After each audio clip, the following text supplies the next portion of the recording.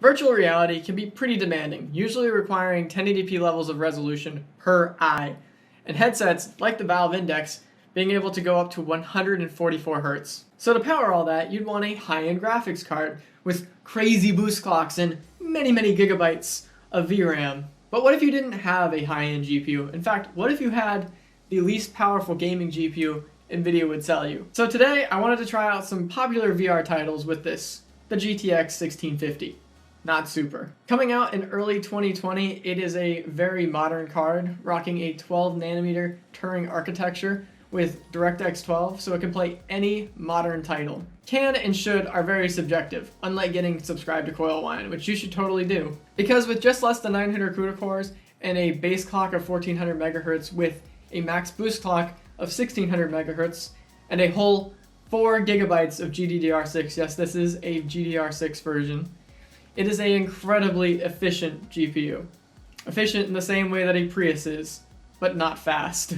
Pulling just 75 watts, most of these things are able to power themselves directly off of the PCIe slot, giving it the unique advantage of being the most powerful GPU you can power solely off of the slot. Check out my Optiplex video if you're interested in that, because today we are using an ASUS card with a 100 watt power limit and a 6-pin power connector. All of this was just $150 MSRP on release, which was $40 more than the 1050 it replaced. Also, side note, even though this is a Turing card, it does not have the Turing NVENC encoder. So if you're looking to stream, get something like a 1650 Super or above, because the newer NVENC encoder is just so good for streaming. For the test bench, we're using a Intel i9 10850K 10-core processor with 16 gigabytes of 3800 MHz CL14 RAM. Although something to consider is if you have a 1650, your CPU might not be up to par for VR titles. It's just something to consider moving forward, given that we are just testing the power of the 1650 today. Now with VR, you might hear me talk a little bit about FPS, but honestly, frame time consistency is far more important than just outright FPS. Like a solid 90 FPS is much more playable than a 144 that's constantly dropping down to 60. You just start getting very nauseous if that's the case. Moving on to the benchmarks, we're going to be playing some pretty popular VR titles on the Valve Index to give us an idea of how well they play. We're going to be playing Beat Saber, Gorilla Tag, Blade and Sorcery, Pavlov VR, and HalfLife Alyx. So that should give us a good round view of where it sits. So first up is Beat Saber. The 1650 easily puts out 144 FPS with perfect frame times at a base render scaling and 2x anti-aliasing. But come on, you can play Beat Saber on a Quest 2 without a PC. What happens when you crank up the settings to 1.5 render scaling and 8 times anti-aliasing? Well, the game looks clearer than a trip to the eye doctor, but this is the first point where the 1650 starts to struggle, showing a drop down to 90 FPS and having severe frame time inconsistencies, particularly when flailing your lightsabers around. I suck at the game, but many notes on the screen with fast-moving sabers will definitely result in a less than playable experience at these settings. Moving on to Gorilla Tag, well, of course it plays okay. That game has a total pixel count of less than the combined brain cells of the people who play it, myself included. For Blade and Sorcery, things get a bit difficult. On larger maps, the 1650 struggles even on the lowest possible settings in 1:1 render scaling. It's not unplayable, it's just slightly jarring at times. Moving down to a smaller map, things get much better though, easily achieving that buttery smooth 144 FPS. So if you want to just be a sociopath and beat up on bots in a gladiator style arena, it's definitely an option, even allowing you to turn up the settings with some multiple enemies on the screen before frame times drop down to a less than enjoyable experience. Next up is Pavlov VR. It's not the newest title, coming out in 2017, but it does play very well. Even at completely maxed out settings, it has acceptable frame times and is just exceptionally playable.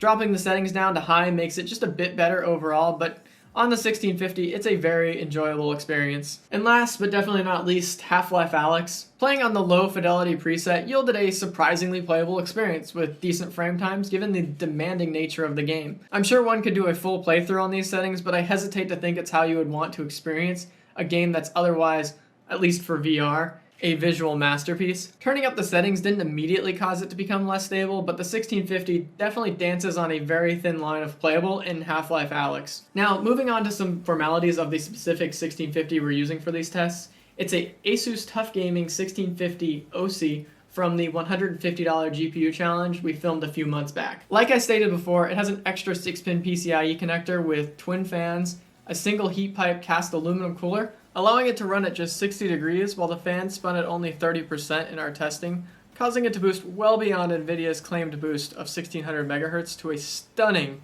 1900 MHz at 100 watts.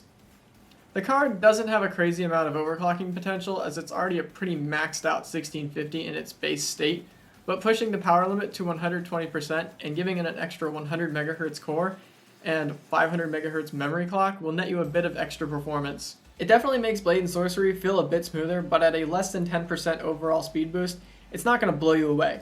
Cards with lower power limits from the factory will definitely benefit more than this one, although temps may become a problem for some with cheaper or smaller cooling solutions, particularly low-profile ones. Overall, the 1650 really surprised me. I expected a stuttery mess with me having to turn down the render scaling to just a blur, but that wasn't the case. I never had to touch the render scaler, although turning it up in games like Beat Saber definitely made it crystal clear, although it severely hurt frame time consistency, possibly exploiting the lower amount of VRAM this card has. So should you use a 1650 for VR?